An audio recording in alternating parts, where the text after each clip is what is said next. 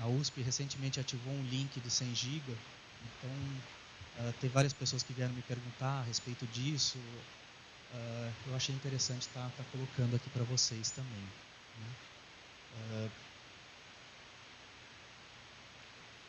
Então, isso daí eu achei interessante colocar não só por essa questão aí do pessoal tem perguntado, né? Mas é interessante ver o que a Internet 2 estão chamando de Innovation Platform. Eles estão baseando o ambiente de inovação deles, né, o ambiente de rede deles em 3 pilares. Né? Um dos pilares é a parte de SDN, o segundo pilar é a parte da banda larga, no caso deles ali é de 100 GB, né? Não tem tanta graça aí quando a gente mal está conseguindo os 10 GB, ou em alguns casos mal tem fibra, né?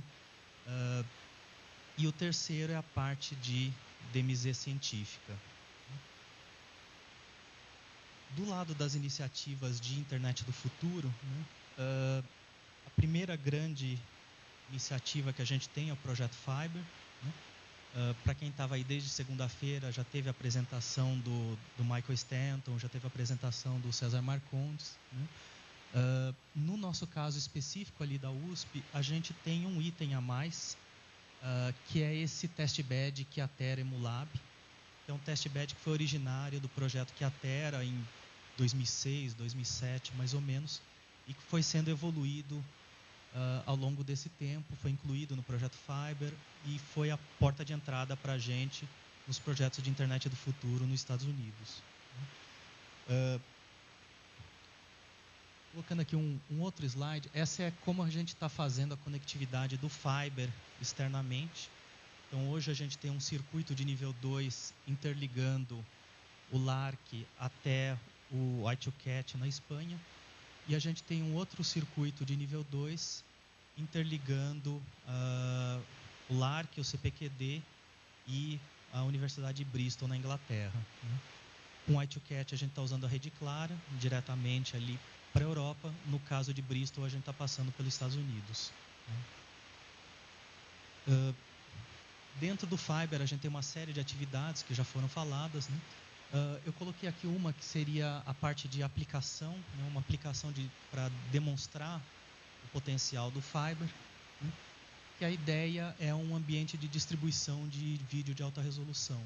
Então, a gente vai ter servidores de vídeo 4K espalhados ali, no caso, em Bristol, no CPQD e no LARC. E a rede, nesse meio entre esses pontos, vai ser uma mistura de switches OpenFlow, de rede de pacotes, rede ótica, também com suporte OpenFlow. E a ideia é que você comece a assistir o vídeo de um ponto e, se de repente tiver algum problema na rede, esse fluxo de vídeo vai ser chaveado para uma fonte diferente de vídeo durante a execução. Né? Então, hoje, as aplicações que a gente tem do tipo Ncast, normalmente ele chaveia o comecinho e depois ele fica meio fixo. Aqui a gente tem o potencial de estar chaveando ao longo da transmissão de vídeo. Para isso, a gente tem que ter uma série de agentes espalhados nos equipamentos de rede, nos elementos de servidores de vídeo, que vão estar alimentando uma aplicação OpenFlow que vai ser responsável por estar reconfigurando a rede, né, reconfigurando os fluxos de rede, de acordo aí com a disponibilidade dos serviços e do ambiente. Ainda aí dentro do Fiber, né, a gente, como eu falei, a gente tinha aquele cluster Emulab. Esse cluster a gente migrou para o Protodine. Né? Na verdade, para resolver um problema do próprio Fiber, que era como integrar esse cluster com o resto da infraestrutura de wireless, com a infraestrutura OpenFlow que está sendo montada. E aí a gente ganhou quase que de graça essa conexão com o projeto nos Estados Unidos. Né? Na verdade, a gente tinha migrado esse cluster e aí o pessoal dos Estados Unidos queria fazer alguma demonstração com uma entidade de fora dos Estados Unidos. A gente já estava com isso disponível, eles contactaram o Lopes, o Michael. A gente, em uma semana mais ou menos ali, mal dormida, a gente conseguiu fazer essa integração. Né? e foi a primeira entidade fora dos Estados Unidos a estar integrado nesse projeto do Protodine. Eu apresentei essa integração no RSA, no último RSA. Eu tenho um slide aqui só para ilustrar mais para frente. Esse Protodine, originalmente, ele não suporta OpenFlow. A gente começou a brincar na extensão dele para o OpenFlow.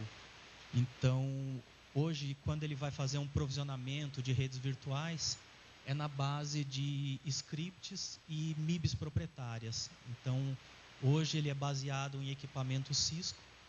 Você tem uma série de scripts, vão lá e criam as VLANs, configuram as portas baseado nessas MIBs.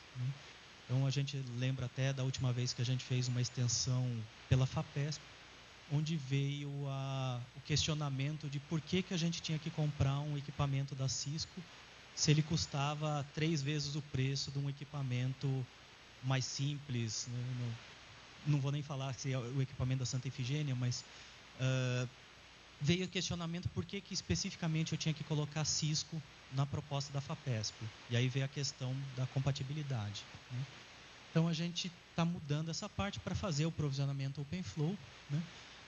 Aqui tem nesse desenho, tem como o experimentador enxerga a topologia dele. Então, eu coloquei um pequeno segmento de rede com 3 nós.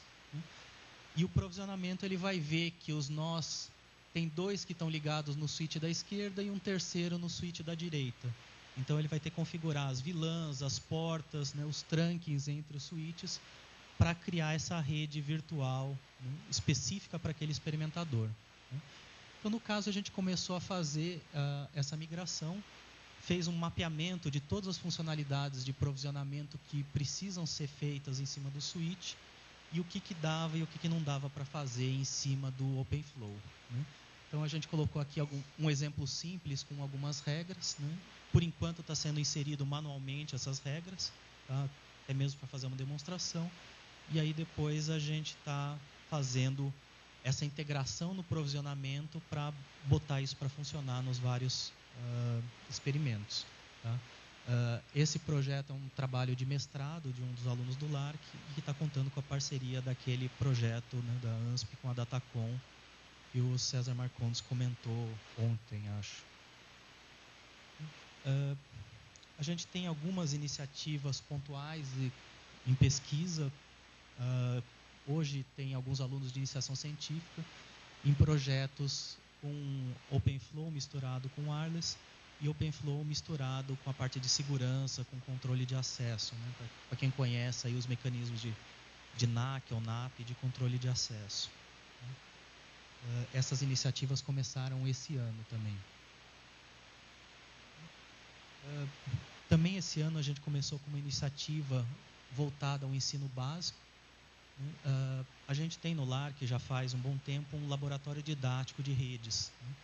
Então, onde tem uma série de equipamentos, um rack cheio de equipamentos que os alunos podem configurar, tem vários, tem um cabeamento com diversas portas ali, a gente tem 4 redes independentes ali, e a gente começou a virtualizar toda essa infraestrutura. Eu coloquei o exemplo de uma aplicação, de um experimento que a gente pode usar o OpenFlow, não para estudar o OpenFlow, mas ele como ferramenta para estar virtualizando essa experiência. É uma experiência que a gente chama de teste black box para equipamentos. Então, a gente bota 4 computadores, um equipamento no meio que a gente não fala para o aluno qual é, e manda esse grupo descobrir que raios que é aquele equipamento. Eles têm que gerar os tráfegos, ver o que chega do outro lado. Então, vai ter que analisar o que é broadcast, o que é unicast. A gente coloca 4 tipos, desde um hub, um switch, um roteador e uma das portas se espelhando o tráfego de outra porta. Então, eles têm que, baseado no comportamento, identificar o equipamento que está ali no meio. Tá? Então, a gente está discutindo de como fazer isso daí, usando o OpenFlow para estar virtualizando esse experimento. Ainda dentro de internet avançada, a gente tem feito uma série de demos. Até a gente tem uma conexão privilegiada, tanto interna quanto para fora. A gente tem o POP de São Paulo dentro da USP, e de lá é quase que direto ali para o exterior, né? Então a gente tem feito algumas demonstrações usando a parte de circuitos L2, né, serviços L2, OpenFlow, e tem feito bastante integração com diversas universidades por conta disso, né? Então, o primeiro experimento foi o que eu apresentei no ano passado, né, o experimento que eles chamaram de Slice Around the World, onde a gente alocou, né, um teste bem básico, uma máquina no Japão, uma máquina em São Paulo, um roteador em Utah e um ping de um lado para o outro, né? A única coisa é que o ping não estava rodando IP e o roteador não era um roteador IP, era um protocolo de desenvolvimento e era um teste de eco com protocolo próprio, né? E esses recursos foram alocados, né? No caso aqui foi, se vocês olharem, tem o Protodine em Utah e na USP. O Japão, eles não fizeram a integração, eles fizeram mais manual isso daí. Então, a gente não tinha essa integração completa, né?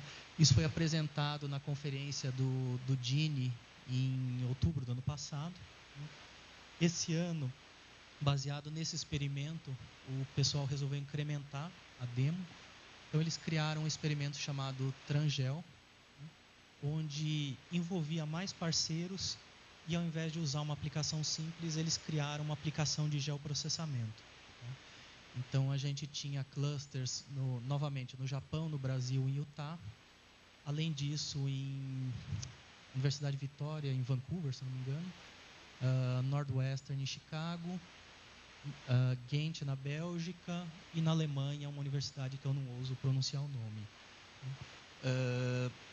Então, essa aplicação era uma aplicação onde ele baixava fotos de satélite, dados de satélites, e esse processamento era distribuído nesses vários clusters, né? Eles chamaram essa infraestrutura de Transcloud, onde o transcontinental, né, onde parte dos recursos era baseado no projeto DINE, parte dos recursos eram aplicações baseadas no OpenStack.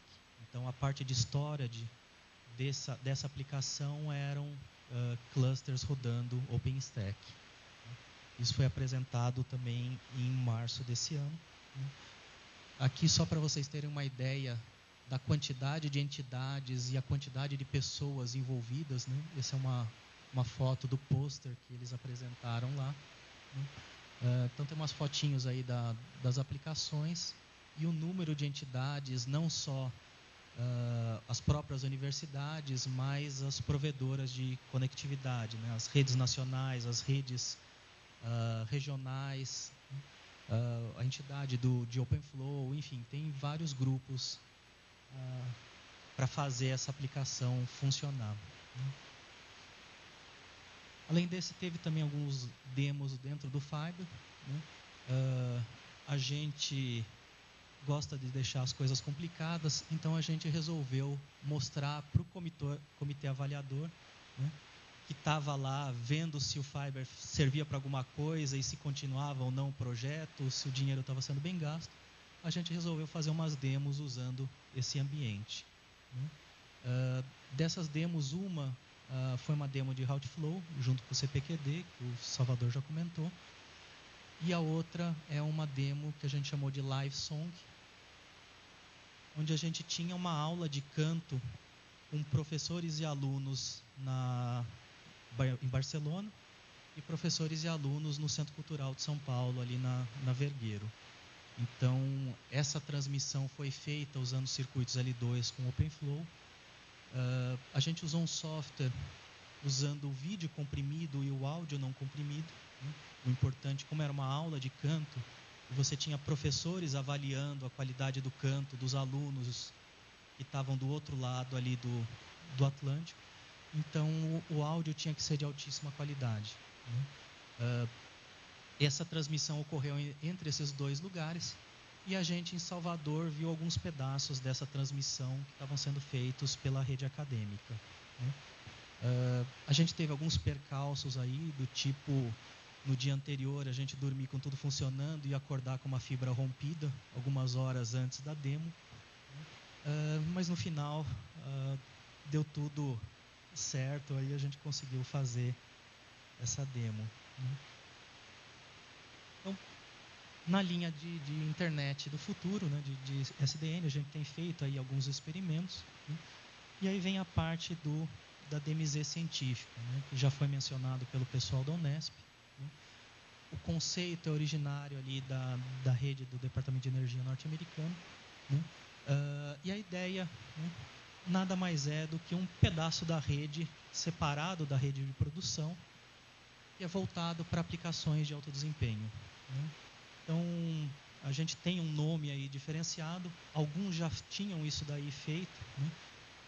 Alguns chamavam de rede experimental, em contraposição à rede de produção. Né? O próprio Qiatera, a própria rede Giga, eram redes experimentais nessa linha, só que eram redes completamente isoladas. Né? Aqui a gente está tentando integrar todo mundo, né? Fazendo aí configurações diferenciadas, políticas diferenciadas de segurança. Né? A ideia é que ele fique próximo do perímetro da rede, né? Então, na entrada ali da universidade, para aplicações aí pesadas, né? Novamente, um dos grandes exemplos é o próprio LHC, mas a gente tem aplicações aí que envolvem mídia rica, oceanografia, transmissão de vídeo 4K e 8K, por exemplo. Tem uma série de aplicações. Né? A gente começou a investigar esse conceito, né, de uma forma bastante tímida, aí, bastante modesta dentro do LARC. A gente quis investigar a parte, o que um equipamento de rede precisava ter para isso daí. Né? Para aguentar um tráfego sustentado ou vários fluxos sustentados de 1 GB ou 10 GB. Né? E a gente quis investigar até que ponto o OpenFlow ajudava ou não dentro desse conceito. Né? Se vocês forem no site da ESNet, eles vão falar que o OpenFlow, o SDN, é algo bastante promissor.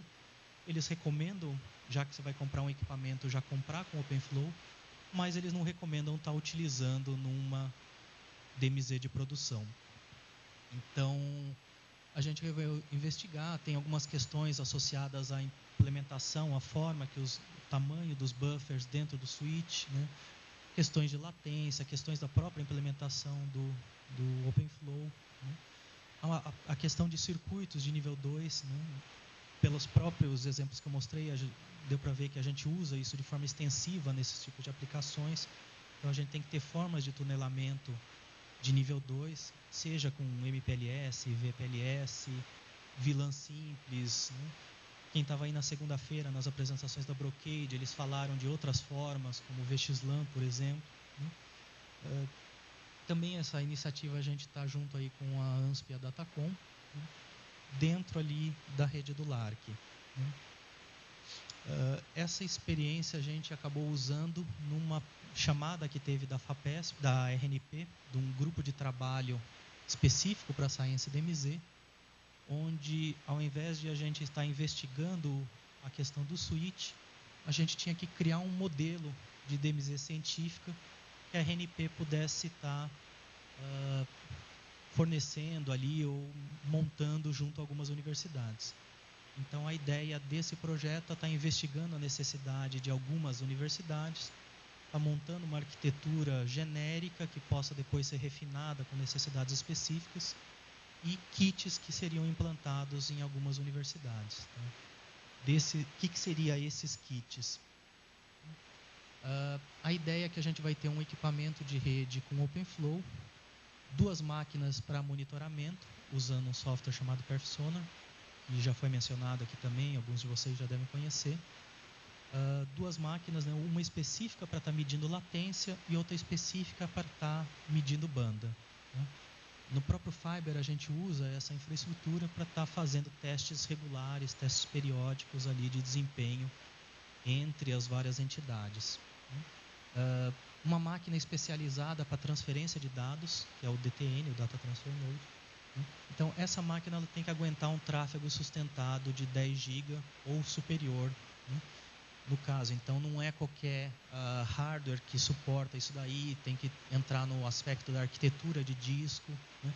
Tem até alguns detalhes que quando você vai para multiprocessamento, começa a atrapalhar, então é melhor você ter menos processadores do que mais processadores para transmissão. E aí a gente tem a questão do tunelamento, né, tanto do lado de fora da internet acadêmica, né, e para o lado de dentro, para os laboratórios ali do campus, né. E a ideia aqui é evitar uma série de roteamentos, uma série de filtragens que possam atrapalhar essas aplicações de alto desempenho, né.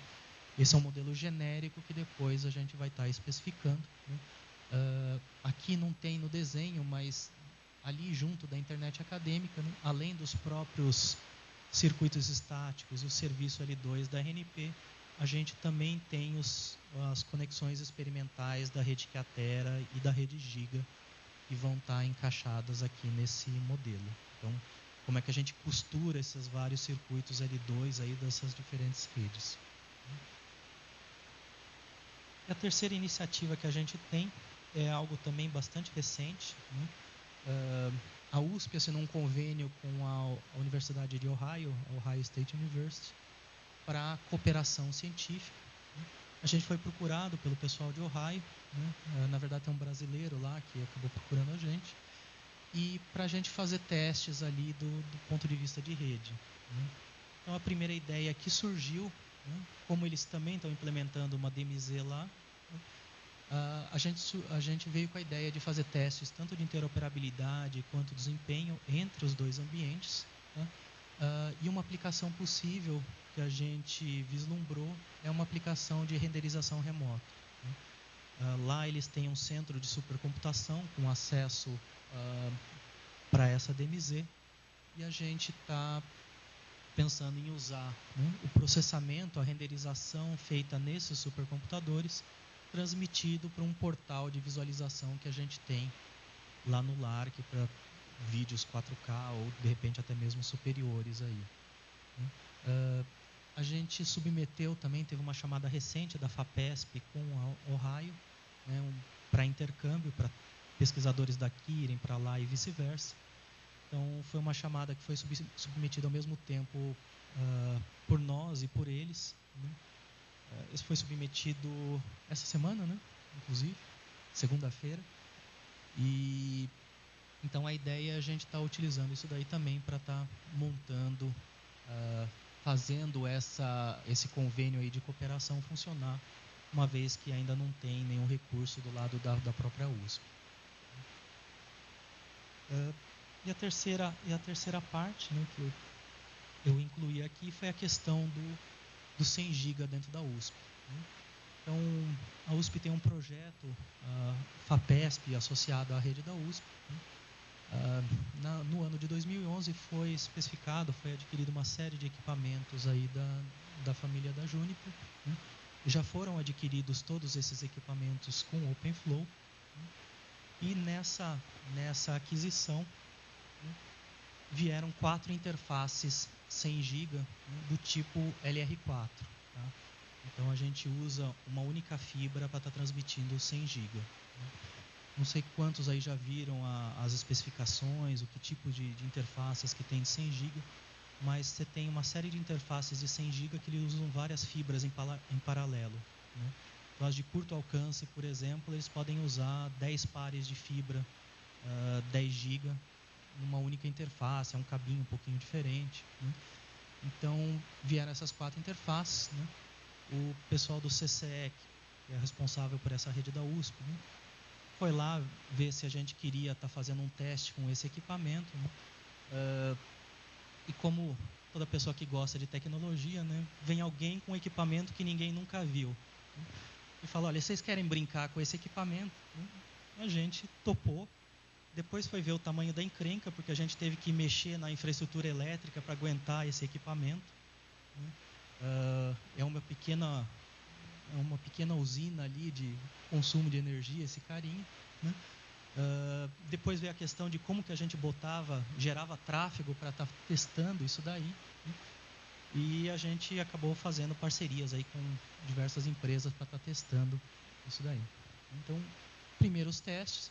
A segunda etapa é usar esse equipamento para interligação entre o backbone da USP e o Terremark, dentro do contexto aí do cloud, que foi apresentado pelo Adriano.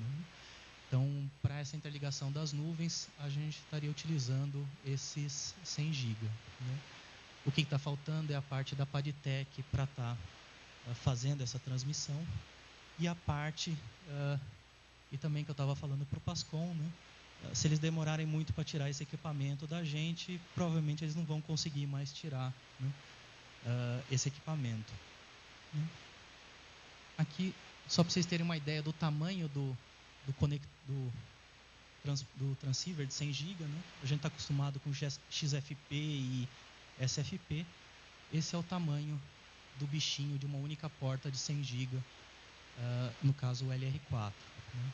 Então, como eu falei, veio o brinquedinho. A primeira coisa, como todo bom engenheiro, foi desmontar o brinquedinho. Né? Então a gente começou a soltar umas placas. Depois, quando eu contei para o pessoal do CCE, a gente teve uma ligeira chamada de atenção, por assim dizer. Né? Graças a Deus o equipamento funcionou depois disso. Né? E a gente colocou o equipamento em testes usando equipamentos aí da JSDU para estar gerando esse fluxo de 10 GB. Agora, do lado do LARC, a gente está testando aí algumas aplicações de vídeo para ver se consegue colocar ali dentro. E aqui, só para vocês terem uma ideia, né, ele consegue aguentar um fluxo sustentado de 100 GB. Eu não lembro se esse daí já era roteado ou ainda era teste de L2. Era L2 ainda, né? Então, para isso a gente contou com o apoio da JDSDU e da Padtech para estar usando os testes de equipamentos deles. Né? Na verdade, a própria Juniper não tinha interfaces adicionais para estar testando, então a gente teve que pedir interface da Padtech de um lado. Né? Os próprios fabricantes de equipamentos de teste não tinham equipamentos disponíveis. Em geral, a gente pegou um equipamento JDSU, outro da Padtech, aí viram que eles tinham algumas diferenças, então um só testava nível 2, o outro nível 2 e nível 3. Então, teve um certo esforço aí entre a aquisição e botar esse carinha para funcionar. Mas ele hoje está funcionando ali no LARC. Né? E vamos ver em frente aí os próximos passos. Acho que é isso daí, pessoal. Então, espero não ter passado muito aí do tempo. Né?